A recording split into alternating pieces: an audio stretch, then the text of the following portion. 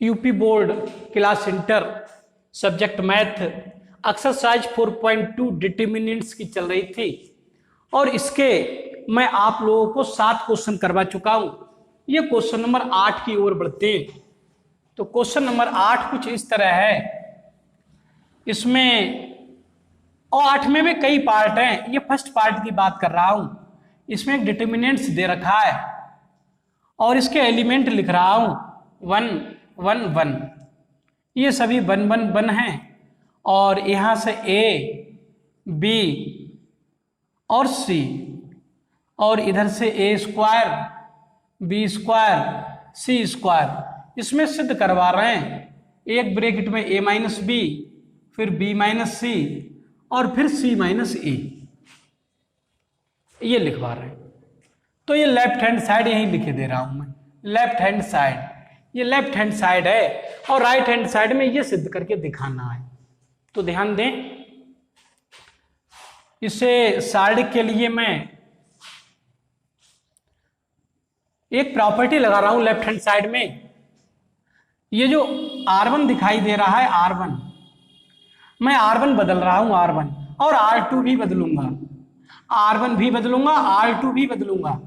ये R1 R2 दोनों बदलते नजर आएंगे। अभी देखो कैसे बदलते नजर आएंगे। लेकिन R3 नहीं बदल रहा हूं।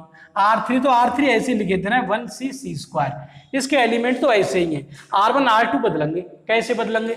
R1 के लिए लिख रहा हूं R1 माइनस R2। R1 में से R2 घटा के लिख रहा हूं। R1 बदली जाएगी कैसे? R1 में से R2 घटा दे, 1 में से 1 घट जाएगा तो 0, R1 के स्थान पर ही लिखा जाएगा। A में से B घट जाएगा तो यहां से A minus B, A square में से बी स्क्वायर घट जाएगा तो A square minus B square, ये घट गया। तो R1 बदल गया। देखो R1 माइनस R2, R1 में से R2 घटा दिया मैंने। और अब R2 भी बदल रहा हूं। R2 कैसे बदल रहा हूं? R2 के स्थान पर रिप्लेस कर दे रहा हूं R2 माइनस R3। इस R2 में से R3 घटा के R1 के स्थान पर लिख रहा हूं। तो 1 में से 1 घटेगा तो 0, B में से C घटेगा तो B माइनस सी और बी स्क्वायर में से सी स्क्वायर घटेगा तो बी स्क्वायर माइनस सी स्क्वायर। तो ये ऐसा मिलेगा। ये तो ये बात समझ में आ गई होगी। और एक स्टेप और लिख रहा हूं नीचे, यहां से लिख दे रहा हूं, एक स्टेप और नीचे लिख रहा हूं। ये बराबर चल रहा है। अब आप ध्यान दें, ये 0 तो ऐसा ही है, ये वाला 0, फिर a माइनस बी है। इसके फैक्टर कर देंगे, एक ब्रैकेट में a प्लस बी और एक ब्रैकेट में a माइनस बी। क्योंकि ये आप सूत्र जानते हैं a की घात 2 माइनस b की घात 2 का। ये सूत्र आपने पिछले क्लासों में पढ़ रखा है।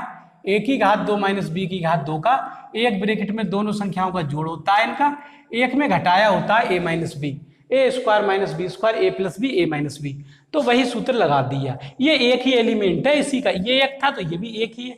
ऐसे इसमें 0 और ये b माइनस सी और इसमें भी सूत्र लगा दे रहे हैं। तो एक ब्रैकेट में b प्लस सी हो जाएगा और एक ब्रैकेट में b माइनस सी हो जाएगा। इसमें भी यही वाला सूत्र लगा दिया।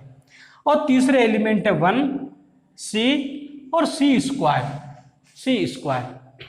तो बात क्लियर हुई। यहां से आगे देखें, ध्यान दें। अब मैं इसे मिटा दे रहा हूं। इसका कोई मतलब नहीं रहा क्योंकि हम यहां तक पहुंच गए। और इसे भी मिटा दे रहा हूं क्वेश्चन के लिए।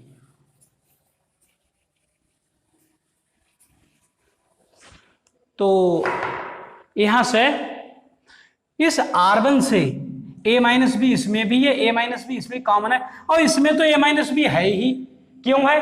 क्योंकि अगर मैं इसकी गुणा अगर a माइनस बी से करा दूं ना तो ये भी तो 0 ही बनेगा। a माइनस बी की शून्य गुणा शून्य रहेगी तो इसका भी a माइनस बी कॉमन ले सकते हैं। तो शून्य में से तो a माइनस बी कॉमन ले ही सकते हैं। तो इसका मतलब ये हुआ a माइनस बी सब में कॉमन है। तो कॉमन ले रहा हूं a माइनस बी इसमें से। ये काय में से कॉमन लिया है? R1 से लिया है कॉमन, R1 से कॉमन लिया है। तो R1 से कॉमन लिया है, यहां लिखना भी पड़ेगा कि R1 से a माइनस बी कॉमन लेने पर। तो यहां से a माइनस बी कॉमन ले लेंगे तो ये तो 0 का 0 ही रहेगा। a माइनस बी बाहर आ जाएगा 1, इससे a माइनस बी बाहर आ जाएगा तो यहाँ a प्लस बी रह जाएगा। और इससे b माइनस सी इसमें, b माइनस सी इसमें, b माइनस सी तो 0 में भी मिल जाएगा। क्योंकि अगर मैं इसकी गुणा अगर b माइनस सी से कर दूं ना तब तो शून्य रहेगा, तो b माइनस सी तो इसमें से भी आ जाएगा, तो इसलिए इसमें से भी b माइनस सी कॉमन है, तो इसमें से b माइनस सी कॉमन ले लिया मैंने इसमें से, तो ये 0 ऐसे ही बचा, b माइनस सी बाहर आ गया 1 बचा, और b माइनस सी बाहर आ गया तो ये b प्लस सी बचा, और बाकी ये 1 c और c स्क्वायर ये बचे आपके। तो ये बात समझ में आ गई होगी अब। तो ये हमारा मिला, यहां से हम लिख भी देंगे, यहां लिख देंगे इधर a minus B common from कहां से, R1 से, R1 से a माइनस बी कॉमन लिया है, और R2 से b माइनस सी, तो यहां भी लिख देंगे b minus C common from R2 से कॉमन ले लिया है हमने b माइनस सी, तो जो बचा वो मैंने लिख दिया।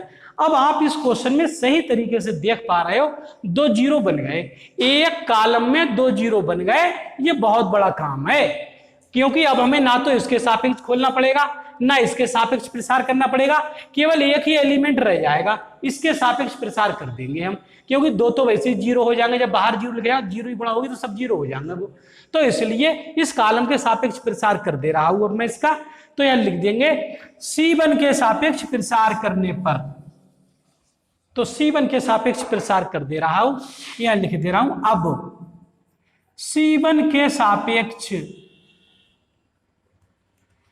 प्रसार करने पर, तो C1 के सापेक्ष प्रसार कर देंगे, तो बराबर, ये तो पहले से ही बाहर है a माइनस बी, और b माइनस है ये तो पहले से ही बाहर है, इसके सापेक्ष होगा 0, इसके सापेक्ष होगा 0, केवल 1 रह जाएगा 1, और ये तीसरी रो का है, पहले कॉलम का है, तीसरी रो पहले कॉलम का, 3 और 1 4 सम संख्या है, सम के लिए प्लस आता है, तो प्लस का 1 बना के लिखा जाएगा, ये लिखा जाएगा ना, ऐसा मैंने प्रसार पिछले भी बहुत कराए हैं। तो इसके सापेक्ष जब होगा तो ये रो चली जाएगी, ये कॉलम चला जाएगा, बचेगा क्या, ये 4 एलिमेंट बचेंगे, 1 a प्लस बी और 1 b प्लस सी, इसके सापेक्ष ये रो और ये कॉलम चला गया, ये 4 एलिमेंट बचे, चारों लिख दिए।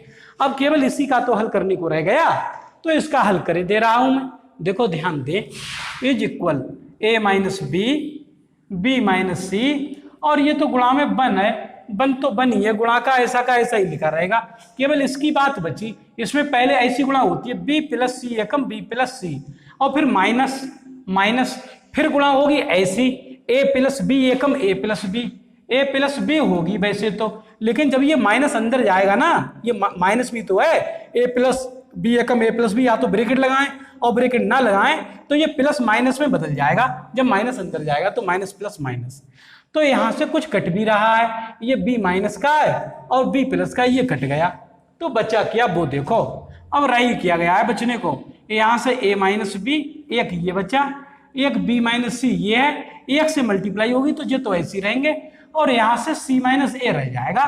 तो मैं समझता हूं ये वही चीज निकल के आ गई जो राइट हैंड साइड में पूछ रहे थे, तो यहां पर लिख देंगे राइट हैंड साइड, ये राइट हैंड साइड हल होकर आ गई। तो इस क्वेश्चन में कोई परेशानी नहीं थी, बहुत ही अच्छा क्वेश्चन था, सरल छोटा क्वेश्चन था, 2-1 प्रॉपर्टी लगी, उसके बाद प्रसार कर दिया गया।